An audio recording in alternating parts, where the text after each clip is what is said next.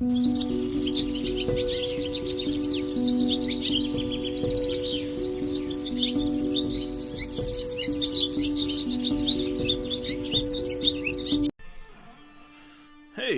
welcome to the Upside Down Church. I'm Jacob. Today I have a little thread video. It was a contest. I meant to get this recorded earlier, but drawing's already done. I don't care about that. I just wanted to get in celebration of Marty, Metal Marty Max, 600 subscribers. Really cool thread he had going. I wanted to make a response video. Thought I had a interesting take on it because, well, first,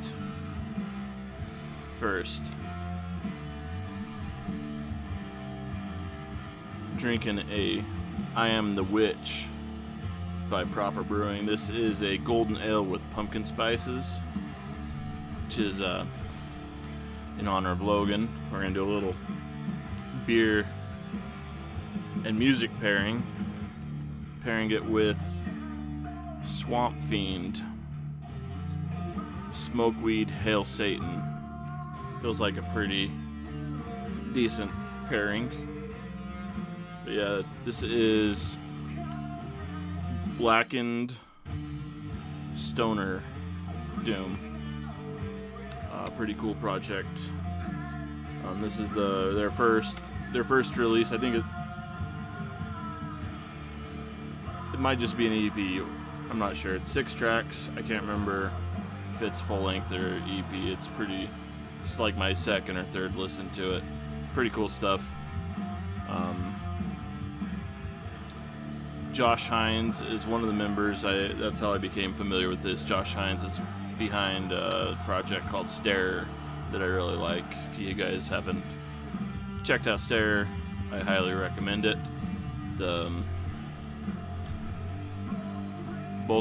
All of his stuff, but the last 2 albums have been really a step above anything else. Oh yeah.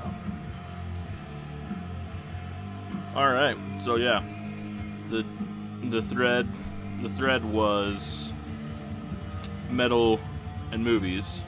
So basically, find a movie title.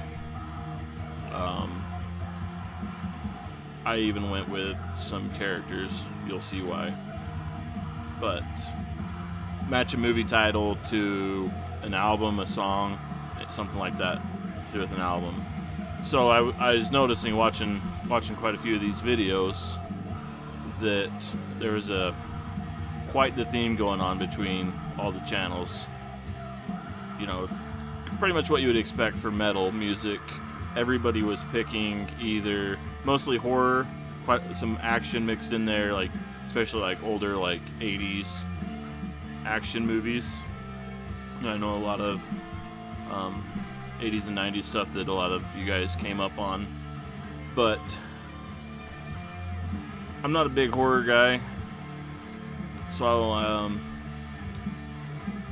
thought, you know, what's the opposite of what everybody else is showing? What can I do to completely contrast this?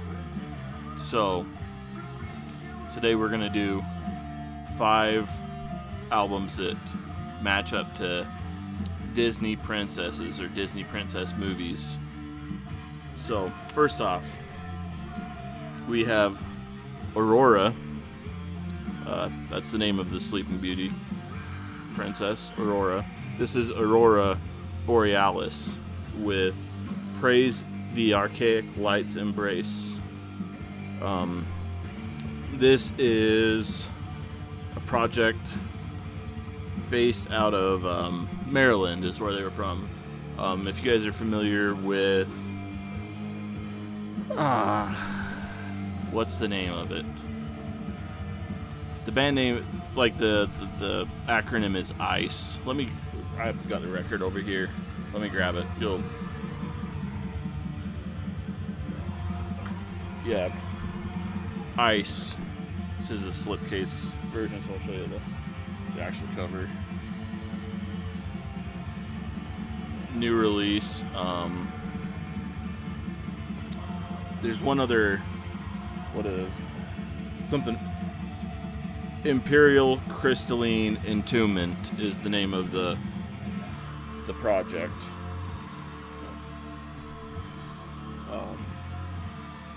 This one's getting quite a bit of praise right now. The previous one, I actually haven't listened to this one yet, but the previous one is really good enough that I went ahead and bought this. I'm waiting on a repress of the previous album by Ice, but that's a whole complete tangent right there. Back to Aurora Borealis. The connection here is Ron Vinto, right here, main songwriter behind both projects. I think Aurora Borealis is not quite as known as Ice, but it should be. This is a phenomenal late 90s album. It's at its core, it's death metal, technical leaning death metal, but with a ton of black metal influence. The vocals are a bit black metal style. Honestly, not that this is a black metal band, but I know they were influenced in their early days a bit by black metal. But the vocals remind me a lot of early Dark Tranquillity type stuff. And then you take the technical death, and it's really quite unlike any other death metal that's coming out. It sounds a lot like Greek black metal, but again, it's still at its core a death metal album. The production reminds me a lot of like that Greek sound. Really, really good album. Definitely worth checking out. But yeah, that is tied to the Sleeping Beauty, Aurora Borealis. Next, chronological order we're going to try and go.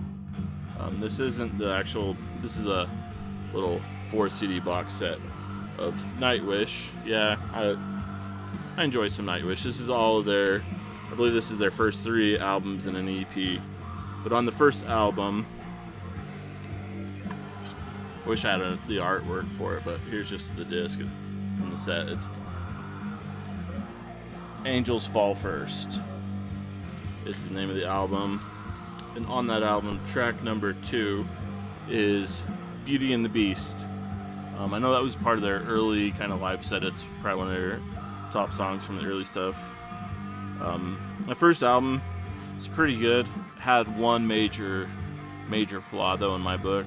You know, I have a soft place for the symphonic style metal. It was one of the early styles I got into long before I got into the more extreme stuff. I was listening to bands like Nightwish, Within Temptation, alongside some of the mellow death stuff I was listening to. But yeah, the major flaw on Angels Fall First is the male vocals. I wish I could find the credits in here real quick, but they're not super, like, there's not a ton of them, but when they come in, honestly, they kind of, it's a major, like, especially being right up against the female vocals of, spacing on her name, but she's, you know, an amazing, like, world-class vocalist. And then you have this guy singing some smaller parts within the songs, and he is not a, we'll just say he is not a world-class vocalist, and it really, really detracts from the musicianship. And I'm not going to say it ruins the music, but it definitely takes you out of what it could be, as good as it could have been. Yeah, so that's The Beauty and the Beast, track number 2 on Angels Fall First. Of course, you know, Beauty and the Beast with Belle the Disney princess in it. To continue with the theme. Yeah. Next up, Ariel, the Little Mermaid. To tie that one, we have Inefferin's The Inward Cold. Looks nothing like the movie here, does it? But track number 1 is The Mermaid. So yeah, Inefferin's one-man project. He was based out of Montana when he released this one. He's moved around a bit since then. I think he's in Oregon now. But yeah, blackened, kind of Black and Doom, atmospheric Black and Doom. Really top shelf stuff. He's really, especially as he progresses through the next 2 albums, really he's really become a force to be reckoned with. But yeah, Inefferin's The Little Mermaid, track number 1, The Mermaid. Alright, now to a couple more modern Disney princesses.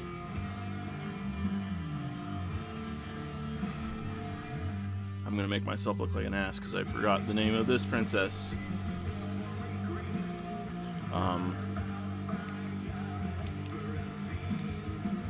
This one's actually still in the wrap because I have only been listening to this one digitally. But from the movie Brave, I can't remember her name. It's something Irish. But the movie's name is Brave. And here we have Drowder with Brave Drowder Day, which is their kind of little love letter to Catatonia's Brave Murder Day. On here, it's a little EP, 2 covers, a cover of Brave and a cover of Day.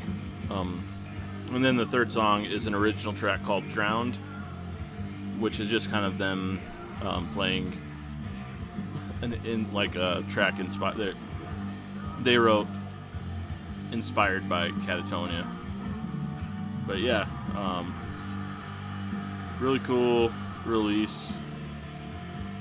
They hold pretty, like, as far as like the arrangement goes, they hold really close to the original, pretty much spot on, but they put their own kind of style to it in the production and the guitar tones and everything. It really makes it a really good cover, especially the Brave cover is phenomenal. Yeah, and this features as guests 2 members of the Glorious Dead. One doing bass, I think, on the whole album, and then Marty from the Glorious Dead and from Heavy Metallurgy does the guitar solo from Brave on here. Yeah, really cool project. And then last but not least, we have Frozen and Elsa, probably the most popular modern Disney princess. And for that we go to Quebec with some of the early one of the early bands from the Quebec black metal scene. This is Frozen Shadows, Dans les Bras des Immortals. Yeah, if you enjoy Quebecois black metal, definitely, and you haven't heard this one, definitely check it out. It's right at home with all of that other, like Fortress, even Sorcier de Glaces, Monarch, all that kind of stuff. This is right on that level. Fantastic, atmospheric black metal. This one, I think, came out in the early 2000s, if I remember right. But yeah, those are your Disney princesses. As a bonus, there's Cinderella and the band Cinderella. I was going to pull out the CD, but I forgot. pull that one out just as a bonus. But second part of the thread was just to, you know, show a couple favorite movies or a couple soundtracks. So I pulled out 3 soundtracks. One is a soundtrack that features one of my all-time favorite bands. We have Saturday Night Fever, you know, of course, largely the soundtrack's written by the Bee Gees, as well as largely features them performing.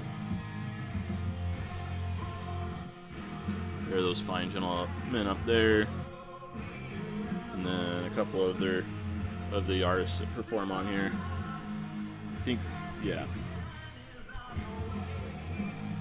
There you go. I've actually never watched the movie. I probably need to get around to watching that. But a movie I did watch in my younger days, quite a bit as a kid. The Chuck Norris classic, Lone Wolf McQuade. Yep. Got the soundtrack right here.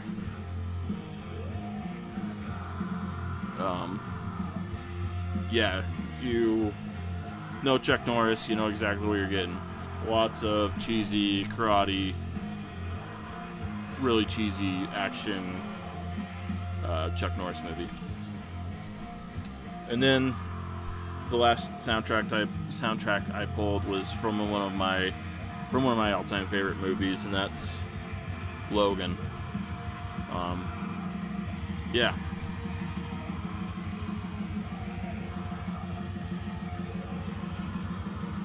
Definitely my favorite of any superhero movie that's been made. Really in a class of its own with the story it tells.